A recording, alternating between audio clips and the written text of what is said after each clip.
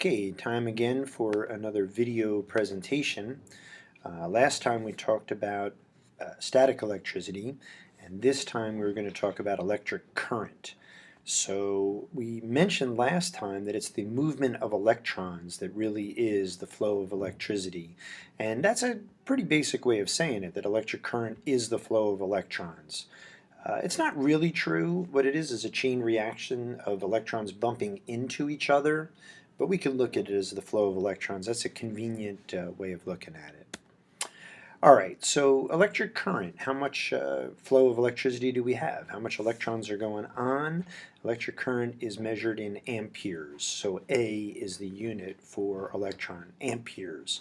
Sometimes you hear it called amps, so you've probably heard this terminology before.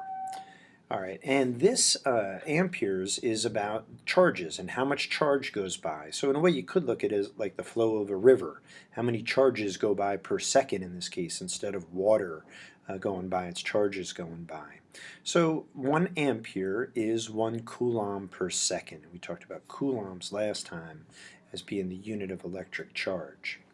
So here is a device, the ammeter, that measures the current.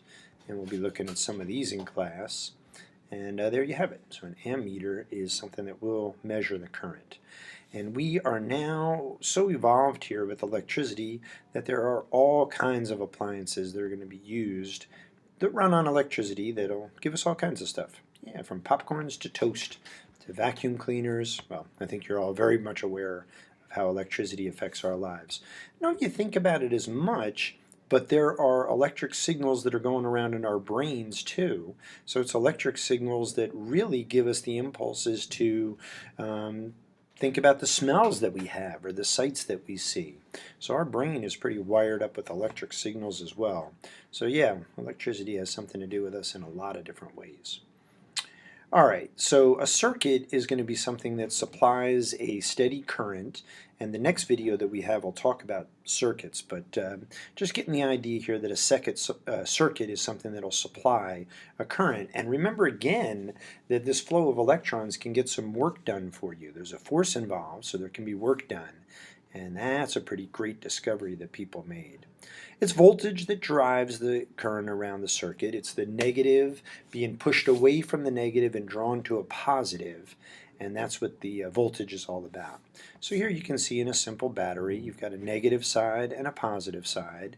And once you've closed this circuit up so that the electrons can flow, right, then you're going to get a movement from the negative. The electrons will move away from the negative and toward the positive. So there's a circuit, and of course we can have work done by objects that are connected to that circuit. We're very wrapped up in that these days. Okay, so voltage can be measured with a voltmeter. So here's a voltmeter, something else that we'll take a look at in class. And there is a device that measures voltage, the voltmeter. Alright, so here's a little bit of a setup here, meant to be a little bit funny, but again, we're wired all around the house here, and we've got to keep track of what's going on. And what we have here is a circuit breaker. So this is a circuit box, and this is something that controls all the different circuits in a house. And there's somebody looking at their circuit box. Now if you have too much electricity flowing, you might have these circuits break on you, and when the circuits break, that will keep the electricity from flowing. If you overload your circuit, you can fry the wires in your house, and you'd rather have a little circuit break in there that'll keep that from happening. Okay, so here's the idea of the circuit breaker, and you may have seen some of this. Maybe it's in the basement of your house. I have one in my basement. This is the electric panel that controls all the different electric circuits that you have going on in your house. Okay, so yes, this is just again talking about the circuit breakers.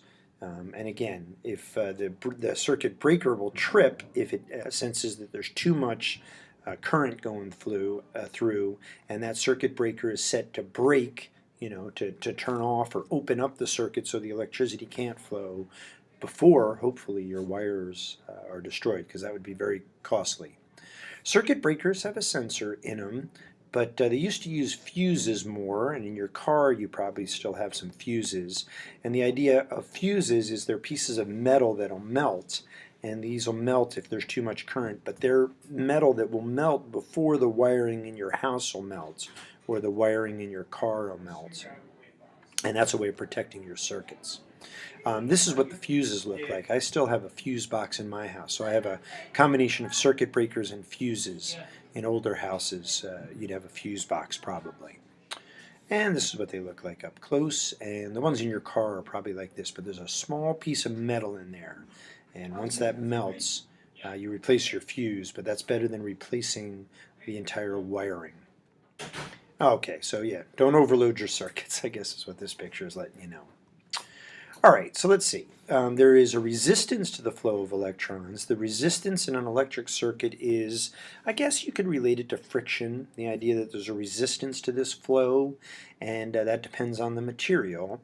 And the resistance is measured in a unit called ohms. It's fun to say that, especially if you drag it out. Ohms, try it. It's very relaxing. This is the symbol for ohms over here, and we'll get used to that.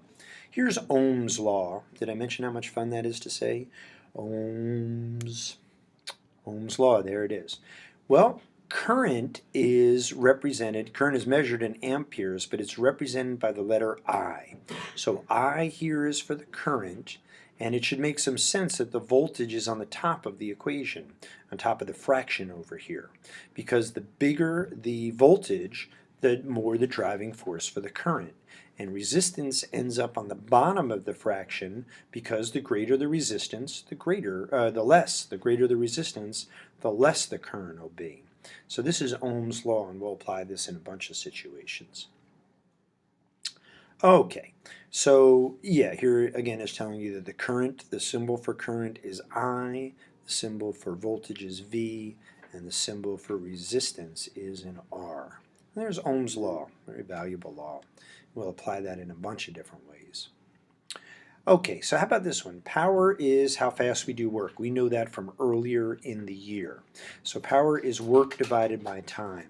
So for electricity, electrical power is going to be current multiplied by voltage. Well, how about this? Current is the number of charges per second, and voltage is the amount of work per charge. So seconds will cancel out, and you'll be left with work over time. So electrical power, is currents multiplied by voltage. And there we go. Power is measured in watts. We've talked about that earlier in the year too. And in electricity, you probably even recognize the idea of a light bulb being measured in watts. We're very familiar with that. What you may not be familiar with is that they use the idea of watts to calculate how much they're going to charge you for your electric bill. And most of you probably aren't paying an electric bill right now, but that's something that you will get used to in the future. That's when maybe you're happy you're not used to that yet. At some point or another, you'll be paying for this electric. And really what you're paying for is energy, or you're paying for the amount of work that you're having done there. So if power is work divided by time, then power multiplied by time would be the amount of work. And if you remember, work and energy are related. The amount of work done is related to the amount of energy that you've used. And that's what they're really charging us for, is the amount of work that we have done or the amount of energy that we use. All right, so electrical energy is going to be power multiplied by time. And well, here's an electric bill. Good luck. That's some fun that's coming for you in your future, I know. But watts are kind of small to bill on. So what they do is they bill you in kilowatts. And for a unit of time, seconds, which we normally use in physics, is a little short. So they bill you for your kilowatt hours. So you're billed by the kilowatt hour. Pretty fascinating how human beings have figured that out and figured out how to charge for it as well. All right, here's the last topic on our short video for today, and that's a way of determining the resistance of a wire. And this is also one of the last equations that we have for the entire year for our AP formula sheet. So we've almost got them all figured out already. All right, so the resistance, do you remember what resistance is measured in? I'll give you a clue. It's ohms. But resistance is going to be equal to a resistivity. This is kind of like the coefficient of friction. It depends on the material that you're talking about, multiplied by the length of the wire. There's the L divided by the cross-sectional area. So typically we'll look at the wire as being a circle, and of course we can figure out the area of a circle, right? We could do that. So that is it for this video.